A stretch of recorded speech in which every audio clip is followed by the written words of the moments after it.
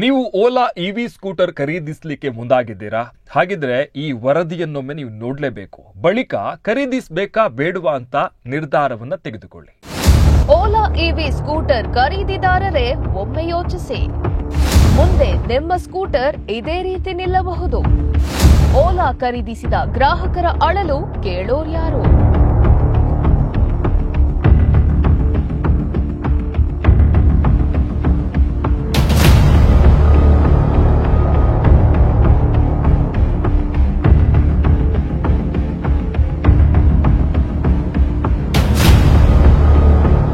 ಹೌದು, ಇತ್ತೀಚಿನ ದಿನಗಳಲ್ಲಿ ಪರಿಸರ ಮಾಲಿನ್ಯ ಹೆಚ್ಚಾಗ್ತಾ ಇದ್ದು ಸರ್ಕಾರ ಕೂಡ ಇದಕ್ಕಾಗಿ ಅನೇಕ ಕಾರ್ಯಯೋಜನೆಗಳನ್ನು ಜಾರಿಗೆ ತಂದಿದೆ.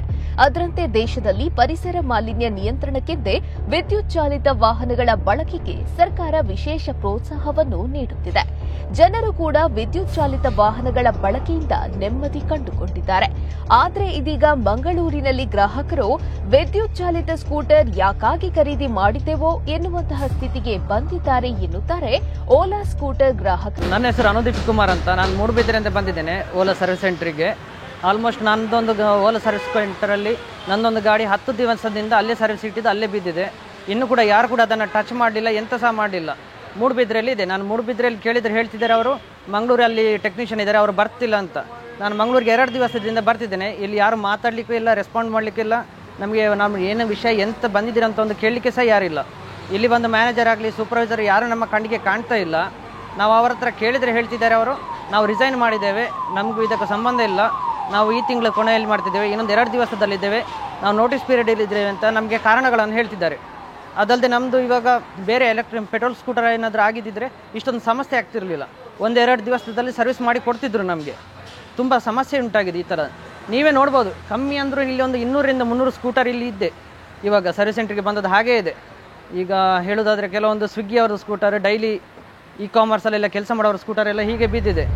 ಎಸ್, ಕಳೆದ 2-3 ತಿಂಗಳಿನಿಂದ ಮಂಗಳೂರಿನ ಪಡೀಲ್ನಲ್ಲಿರುವ ಓಲಾ ವಿದ್ಯುತ್ ಚಾಲಿತ ಸ್ಕೂಟರ್ ಸಂಸ್ಥೆಯ ಮುಂಭಾಗದಲ್ಲಿ ಸಾಲು ಸಾಲಾಗಿ ನಿಂತಿರುವ ಈ ಸ್ಕೂಟರ್ಗಳನ್ನು ನೀವು ನೋಡಲೇಬೇಕು.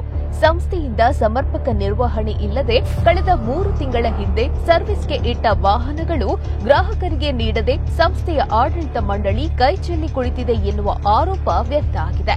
ಗ್ರಾಹಕರು ನಿತ್ಯ ಸಂಸ್ಥೆಗೆ ಹೋಗಿ ಕಂಪನಿ ಸಿಬ್ಬಂದಿಗೆ ಹಿಡಿಶಾಪ ಹಾಕುವ ಪರಿಸ್ಥಿತಿ ನಿರ್ಮಾಣವಾಗಿದೆ. ಆದರೆ ಸಿಬ್ಬಂದಿ ಅಥವಾ ಸಂಸ್ಥೆ ತಮಗೂ ಇದಕ್ಕೂ ಏನೂ ಸಂಬಂಧ ಇಲ್ಲ ಎಂಬಂತೆ ವರ್ತಿಸ್ತಾ ಇದ್ದು ಓಲಾ ಖರೀದಿಸಿದ ಗ್ರಾಹಕರು ಕಣ್ಣೀರು ಹಾಕುತ್ತಿದ್ದಾರೆ. ಖಂಡಿತವಾಗ್ಲೂ ಇನ್ನೊಮ್ಮೆ ಯೋಚನೆ ಮಾಡಬೇಕಾಗ್ತದೆ. ನಾವು ಒಮ್ಮೆ ಎಲೆಕ್ಟ್ರಿಕ್ ಅಥವಾ ಓಲಾ ಸ್ಕೂಟರ್ನ ಪರ್ಚೇಸ್ ಮಾಡೋದಕ್ಕಿಂತ ಮುಂಚೆ ಒಮ್ಮೆ ಪಡೀಲಲ್ಲಿ ಈ ಶೋರೂಮ್ಗೆ ಬಂದು ನೋಡಿ ಒಮ್ಮೆ ಯೋಚಿಸಲಿ. ಈ ಥರ ಬಂದು 2.5 ತಿಂಗಳು ಇಟ್ಟಿದ್ದಾರೆ, ಕೆಲವರು ಹೇಳ್ತಿದ್ದಾರೆ 3 ತಿಂಗಳು ಹಾಗೇ ಇದೆ ಅಂತ. ಒಮ್ಮೆ ಯೋಚಿಸಲಿ. ನೀವು 1 ಲಕ್ಷ 1.5 ಲಕ್ಷ ಹಣ ಕೊಟ್ಟು 2 ತಿಂಗಳು 3 ತಿಂಗಳು ಗಾಡಿ ಇಡಬೇಕಾ? ಅದರದ್ದು ನೀವು EMI ಕಟ್ಟಬೇಕಾಗ್ತದೆ. ಸೊ ನಿಮಗೆ ನಷ್ಟ ಆಗೋದಂತೂ ಖಂಡಿತ ಇದರಲ್ಲಿ. ನಾವು 1.5 ಲಕ್ಷ ಕೊಟ್ಟು 2 ವರ್ಷ ಆಗಿದೆ ಗಾಡಿ ತಗೊಂಡು.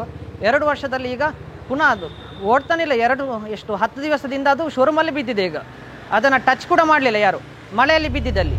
ಒಟ್ಟಿನಲ್ಲಿ ಒಂದೆಡೆ ಜನರು ವಿದ್ಯುತ್ ಚಾಲಿತ ಸ್ಕೂಟರ್ಗಳ ಮೂಲಕ ಪರಿಸರ ಸಂರಕ್ಷಣೆಯತ್ತ ಹೆಜ್ಜೆ ಇಟ್ರೆ ಓಲಾ ಸಂಸ್ಥೆ ಈ ರೀತಿ ನಡೆದುಕೊಳ್ಳುತ್ತಿರುವುದು ಸಹಜವಾಗಿಯೇ ಗ್ರಾಹಕರಲ್ಲಿ ಅಸಮಾಧಾನ ಮೂಡಿಸಿದೆ. ಅಹಮದ್ ಬಾವಾ ವಾಮಂಜೂರು, ದೈಜಿವಲ್ ನ್ಯೂಸ್.